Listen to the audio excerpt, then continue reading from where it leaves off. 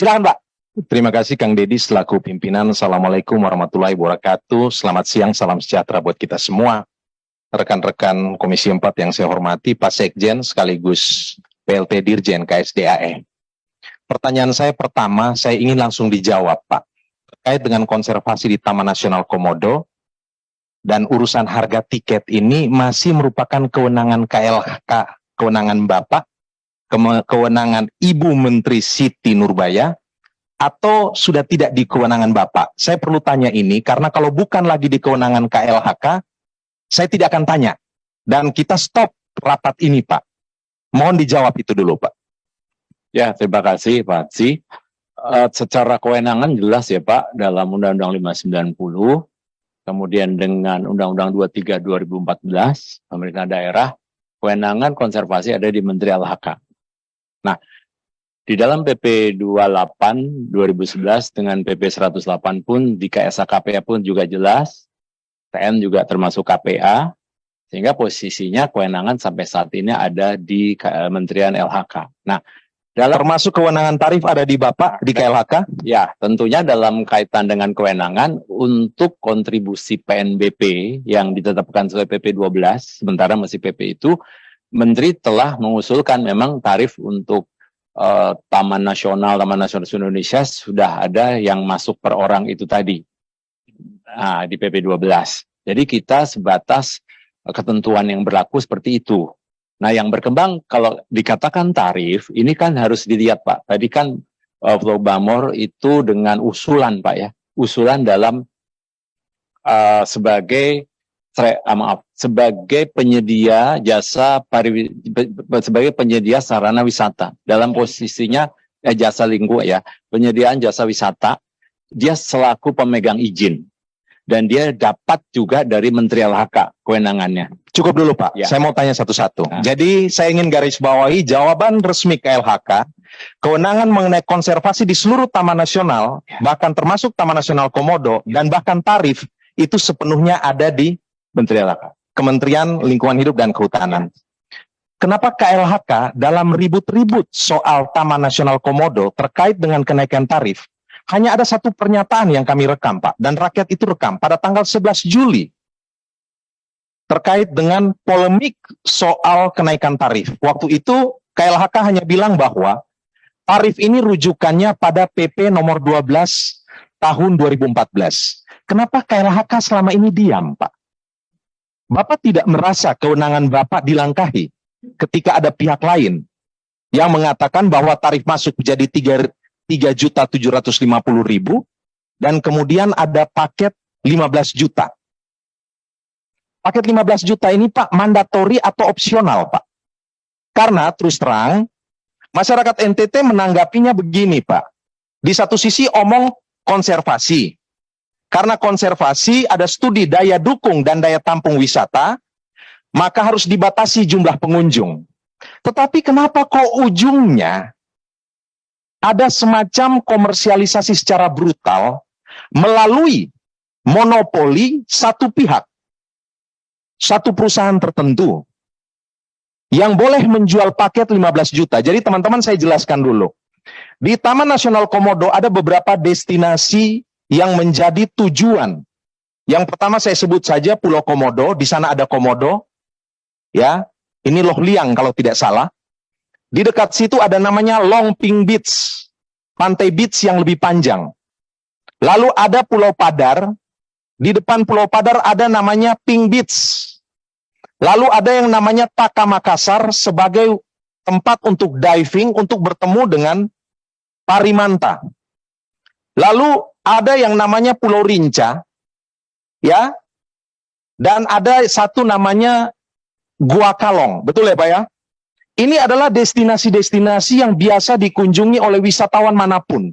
Mereka jual paket 2 hari, 3 hari pasti ke sini. Dalam konteks paket yang namanya EV itu Pak, yang 15 juta. 5 destinasi, mulai dari Pulau Komodo, Long Ping Beach, Padar, Ping Beach, dan Taka Makassar. Ini semua menjadi monopolinya perusahaan tertentu. Harus bayar 15 juta baru bisa masuk ke sana. Tersisa buat yang tidak bisa membayar 15 juta, itu silakan Anda kunjungi lihat komodo di Pulau Rinca. Sekarang sudah dibangun bagus kok. PUPR sudah buat bagus. Lalu untuk menghibur masyarakat terus disuruh jalan-jalan ke Gua Kalong. Saya ingin tanya Pak, apakah komodo di Pulau Rinca dengan komodo di Pulau Komodo itu beda Pak? Sehingga komodo di Pulau Komodo harus diperlakukan secara khusus, sementara komodo di Pulau Rinca tidak perlu. Silakan wisata massal ke sana.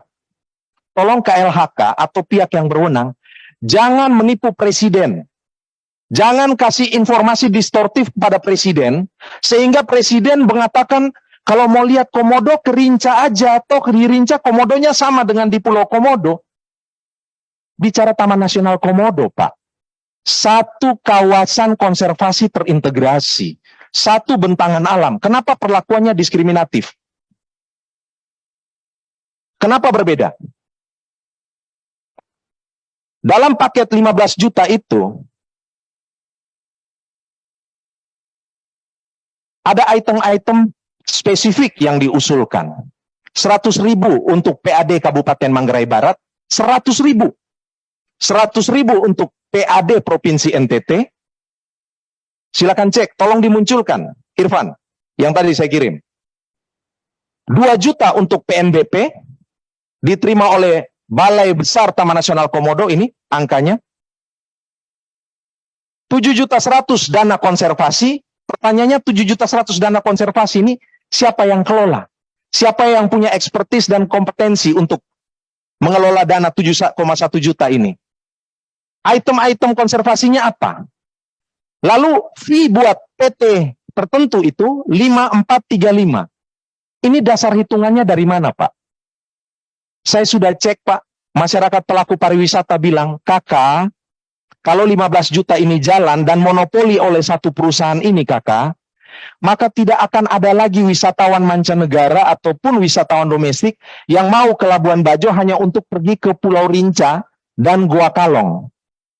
Karena mereka tidak lagi punya akses untuk di sini. Padahal bicara konservasi, saya kira pariwisata ini adalah based on conservation, yang kedua based on community. Pariwisata berbasis community. Dan ini semua ditabrak, Pak. Terus terang, ini semua ditabrak. Ya, jadi tolong dijawab. Nanti saya akan kejar lagi, Pak. Tolong dijawab dulu. Ini PT tertentu ini mandatori atau opsional? Karena terkesan mandatori dan melakukan monopoli. Kalau monopoli di 5 destinasi itu dan harus bayar 15 juta, itu bertentangan dengan undang-undang persaingan usaha sehat atau tidak? Hari ini sudah ada lembaga KPPU. Tolong dijawab dulu. Baik, Bapak Ibu yang saya hormati, kita sudahi dulu ya pertanyaan-pertanyaan. Esensinya kan itu yang ditanyakan dari seluruh rangkaian ini, satu esensi saja. Dan dipersilakan Pak untuk memberikan penjelasan. Dan kita ini penjelasannya saja tidak penting. Andai kata seluruh regulasi itu dianggap bertentangan dengan prinsip-prinsip konservasi, prinsip-prinsip keadilan, prinsip-prinsip menghormati lokal wisdom, mau nggak merubah? Terima kasih. Ya, terima kasih pimpinan dan Bapak Ibu yang saya hormati atas masukan dan catatan yang telah disampaikan. Kami ingin menguatkan kembali yang telah dipaparkan tadi dalam posisinya penyedia jasa wisata alam yang kita sudah tahu dan sudah kita bahas, PT Flow Bamor ini, Pak. Ini kan mengusulkan kepada pemerintah itu paket wisata ya Pak. Dan kita tentunya dalam kaitan dengan usulan ini tetap telah menyampaikan di paparan tadi juga 8 langkah yang harus dilakukan untuk usulan PT Flow Bamor ini. Dan pasti kami juga akan dekati dengan kebijakan pengelolaan kawasan konservasi khususnya Taman Nasional. Mulai dari Undang-Undang PP dan Peraturan Menteri kami. Dalam posisi tadi pemerintah... Sorry, jangan panjang-panjang deh. Ya. Masyarakat saya di NTT lagi nonton. Ya Pak. Ini kualitas siaran juga lagi buruk. Saya nggak tahu disabotase atau tidak nih. Ini saya ngomong terus terang. Ya. Bapak jawab aja. Itu mandatori atau opsional? Ini mau saya jelaskan setelah ini. Karena kalau tidak kan, tadi kan saya sudah sampaikan Pak. Dengan apa adanya kami sampaikan. Itu usulan dari salah satu calon penyedia jasa wisata dan ketentuan yang berlaku kami yang harus memberikan izin itu. Dan berarti di situ kita kenal dengan PP tarifnya. Yang kita sampaikan tadi, ini bukan berlaku sebagai umum, ini pilihan. Paket wisata pilihan bagi pengunjung dalam posisinya yang dikelola oleh pelaku penyedia, salah satu pelaku penyedia Pak. Ini opsional berarti, bukan mandatori 15 juta terus langsung diberlakukan. Kalau enggak, kenapa kemarin kita terus langsung tidak berlakukan? Masih diundur, masih 1 Januari. Itu berusaha usulan Pak. Dan kalau kaitan kami sekarang harus menyampaikan ya apa adanya, kami sekarang sedang melakukan evaluasi dalam posisi usulan ini. Nah, sehingga peran dari pemerintah, khususnya Ibu Menteri yang menjadi punya kewenangan, ini sebenarnya kita juga sedang melihat dalam posisi fasilitasi yang dia usulkan, bukan masuk tarif yang, ya ini langkah-langkah yang tadi Pak. Jadi sebenarnya kami juga sedang mengevaluasi dalam posisi 15 juta 3,75 4 orang dalam paket wisata. Itu ternyata kan perjalanan yang diusulkan itu kan mulai dari airport sampai kepada pemberian panduan wisata dan segala macam. Memang di antara yang diusulkan termasuk ada pemandunya segala macam. Ini yang sedang kami lakukan juga cross check Pak, evaluasi terhadap kebijakan konservasi di seluruh Indonesia. Artinya, Ini Pak, jelasin dulu. Nah, yang 15 juta itu tawaran paket dari sekian paket yang orang boleh pilih, usulan dari atau satu-satunya paket yang harus dipilih? Satu paket 15 juta untuk 4 orang, untuk kegiatan-kegiatan mulai dari kedatangan di airport, kemudian naik pakai pelabuhan, asuransi, dan sebagainya Pak. Jadi angka 3,75 itu pilihan, dan pengunjung nantinya juga belum tentu juga akan ikut itu. Karena pada posisi... Interupsi. Ya, Pak, kalau saya tidak mau bayar 15 juta, ya Pak. itu saya masih bisa ke Pulau Padar, masih bisa ke Pulau Komodo, masih bisa ke Manta Point atau tidak? Itu pertanyaannya Pak. Bisa. Ini kita kaji Pak. Serius Pak? Ya. Yang berikut, kenapa Bapak selama ini diam? Kementerian Bapak diam. Iya. Orang berpikir kewenangan sudah berpindah ke Siap. tempat lain Pak. Ya Pak. Siap. Bapak cuci tangan, takut, atau konflik kepentingan Pak? Ya, kalau kami jujur kita melihatnya ini kan usulan dari sebuah calon penyedia jasa kepada pemerintah daerah, dan pemerintah daerah lah yang akan menyelesaikan itu semua, karena memang usulannya ke sana. Kami tentunya melihatnya kami yang lakukan tentunya dengan pemerintah daerah karena kita punya kerjasama dengan pemerintah provinsi. Tapi kerjasama di sini sekali lagi ya Pak, bukan dalam rangka akan adanya rencana ini Pak. Kerjasama sesuai PP 28 itu adalah penguatan konservasi dalam efektivitas pengelolaan. Dan penyedia jasa ini, tadi Pak Hermanto menanyakan, dia bukan membangun sarana wisata, tapi hanya jasa. Nah jasa-jasa ini Pak, yang kita evaluasi, itu tidak boleh terdampak ke yang selama ini sudah mendapatkan dari tata kelola yang sebelumnya. Karena jasa yang kita berikan kepada penyedia jasa, dia wajib melibatkan masyarakat dalam hal jasa-jasa apapun di situ. Bentar, bahasa Bapak agak rumit kalau tentang orang Pak. Ya. Bahasa kan sederhana. Ya.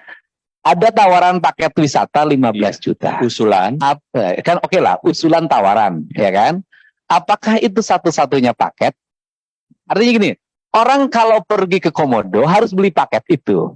Kalau tidak beli paket itu, maka dia tidak bisa berwisata. Iya. Atau itu hanya sepaket aja. Mau pakai paket itu mangga, yang punya duit yang lain bisa beli paket sendiri.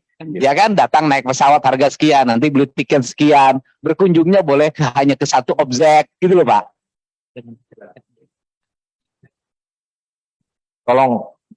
Tolong bantah saya, ya. Memang didesain bahwa ke Pulau Rinca itu untuk wisata massal. Dan yang dibuat super eksklusif dengan kata-kata super premium itu kelima destinasi yang tadi. Dan itu kasih mati masyarakat yang bergerak di sektor pariwisata, Pak. Seluruh pelaku akan mati. Karena sudah dimonopoli. Kita searching aja berita. Ada berita yang mengatakan orang miskin tidak boleh kok berwisata ke Taman Nasional Komodo. Makanya saya bilang, Pak Sekjen, lebih baik Pak Sekjen omong aja. Misalnya ini bukan kami kok. Tapi tegas. Makanya tadi saya tanya pakai bahasa orang Timor aja. Pak Sekjen takut, ditekan, terjebak konflik of interest atau apa? Ya kan ini aja kan nanya-nanya kayak gitu. Pak, demo besar-besaran di sana itu karena 15 juta itu dianggap monopoli, Pak. Dan tidak boleh lagi agensi-agensi itu masuk ke yang saya katakan tadi. Pulau Komodo, Long Beach, Longping Beach, tidak bisa lagi. Hanya tersisa 2 itu tadi. Lalu dibuat agak bagus-bagus dalam bentuk Jurassic Park, Kang Deddy, yang kita pergi. Di Loh Buaya itu kalau tidak salah. Kalau saya salah ya tolong diluruskan. Silakan kita berdiskusi. Ya tapi mohon bapak-bapak sekalian ini pakai hati nurani juga. Makanya terus terang kesannya bicaranya konservasi, pembatasan pengunjung dengan cara menaikkan tarif, tapi ujungnya adalah monopoli. Itu yang orang baca. Kenapa ujungnya kok jualan paket? Saya nggak bodoh-bodoh amat, Pak. Nggak bodoh-bodoh amat, Pak.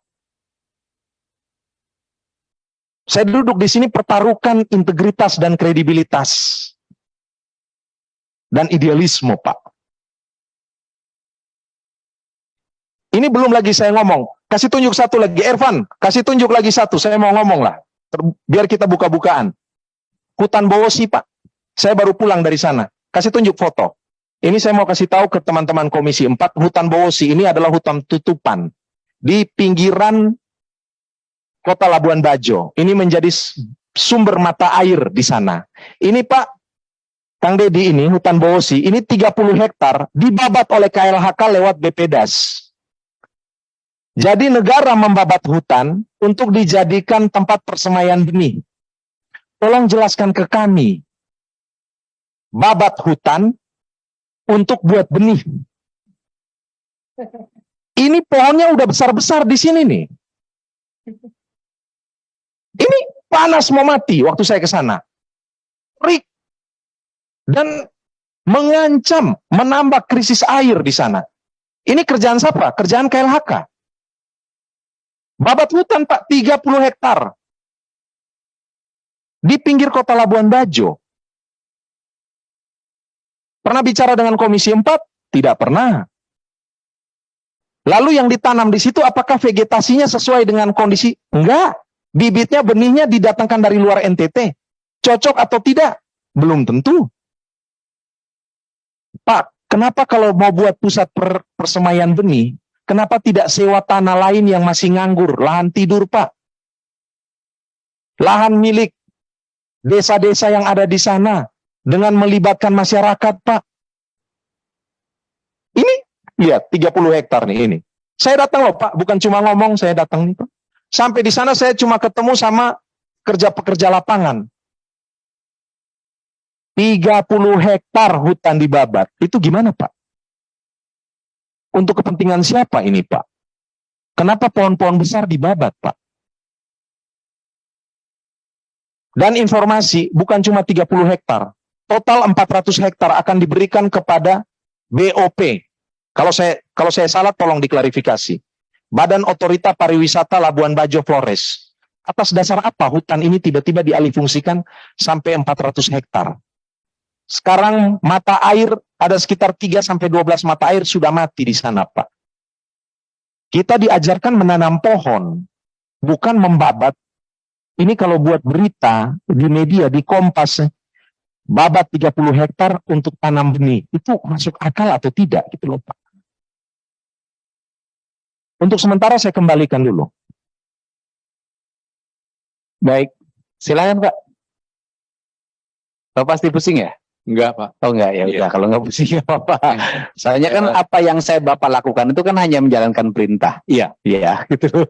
Baik, Pak Anzit, catatan-catatan Pak Anzit tentu kami analisis lagi Bapak ya. Ini menarik karena memang kami sendiri dalam posisi usulan ini oke lah, kemarin kami meresponnya tidak cepat, dan sekali lagi karena itu ada di pemerintah daerah dan itu usulannya yang bersangkutan, tapi kami ingin tekankan lagi bahwa paket ini hanya berupa usulan Pak baru, belum penetapan dan kewenangan Menteri LHK ada di sini, dan kita akan termasuk mengevaluasi yang tadi disampaikan Pak Sutrisno semua tentang dana konservasi yang juga tidak bisa main lepas-lepas saja, karena kaitan dengan 590 kita juga menjaga pasal-pasal ini dan itu belum ada regulasinya. Itu juga menjadi catatan kami dari yang dia masukkan 15 itu termasuk boleh airport. Ada catatan sih sebenarnya dalam posisi kita melihat bagaimana selama ini kapal-kapal yang dari luar itu masuk ke sana, ngedrop terus masuk, itu tidak bayar. Dalam posisinya evaluasi kita juga untuk bagaimana penanganannya itu jadinya supaya perdagangan, perhubungan dan sebagainya menjadi mitra kita juga. Dan Pak Ansi, kami ingin sampaikan juga ya, karena ini masih dalam proses evaluasi atas usulan dari salah satu penyedia jasa wisata alam PT Flabamor ini, kami juga dalam kaitan dengan tadi opsional, ini merupakan pilihan Pak, karena yang kita lihat sampai saat ini juga belum berlaku dan paket-paket yang lain pun tetap jalan, terbukti bahwa banyak travel agen tour operator yang juga mewakili paket wisata juga ke pulau-pulau di Taman Nasional Komodo ini. Jadi informasi Pak Hansi juga kami catat, tapi yang pasti Pak, angka yang akan ditetapkan ini, kita juga akan sampaikan bahwa ada pengaturan yang berlaku untuk keluarnya sebuah angka. Jadi kalau tadi Pak Hansi begitu sangat banyak menyampaikan apa yang terjadi di lapangan, kami catat Pak. Dan nanti di langkah kami di halaman 23 ini sebagai pertanggungjawaban kami di RDP hari ini, itu sebenarnya tadi Pak Edward juga sudah mengingatkan untuk sosialisasi, tapi tentunya sosialisasinya di sini bukan berarti terus angka itu Pak, karena pendekatan itu juga mesti kita lakukan. Yang pasti apa yang sekarang sudah jalan dengan kapasitas pengunjung yang di 2019-2020 itu sudah sampai 200-an ribu, bahkan sekarang 229 ribu, menjadi catatan kita dalam evaluasi terhadap penguatan kawasan konservasi ini, karena kami juga dipantau oleh UNESCO dalam posisi berapa banyak sih kuota yang bisa masuk untuk ke daerah-daerah yang memang ada satwa yang harus dilakukan pengawasan oleh UNESCO, sehingga ini termasuk salah satu kajian yang dilakukan untuk dukung daya tampung berbasis jasa ekosistem di Pulau Komodo, Pulau Padar, dan perairan sekitarnya. Dalam kaitan dengan Pulau Rinca pun Pak, sebenarnya sih dalam melihat keberadaan komodo, itu Pulau Rinca dan Pulau Komodo juga banyak komodo yang terbanyak di sana. Jadi kita sekarang dengan adanya usulan ini, ada hal-hal yang akan kita lakukan evaluasi dengan tentunya sosialisasi dalam posisinya tidak terganggunya masyarakat yang selama ini sudah terlibat dalam paket-paket yang ada di sekitar pulau-pulau itu. Nah, sehingga kalau kita lihat di halaman berapa ini Pak Nandang, SK 15 Juli 2022, ini kita juga sudah batasi berapa orang yang harus masuk, termasuk yang Pulau Komodo ini 250 orang sekarang maksimal, dan tentunya nanti kota ini akan kita evaluasi setiap saat. Nah, di halaman 14. Kemudian Bapak tadi yang rencana tahunan. Kita sudah punya rencana 10 tahun, Pak. Dalam posisi amanat 590 PP ya. Seluruh TN itu wajib menyusun rencana pengelolaan Taman Nasional. Itu pemerintah banget, Pak. Dan di situ, di halaman depan, TN itu termasuk zonasi yang paling banyak.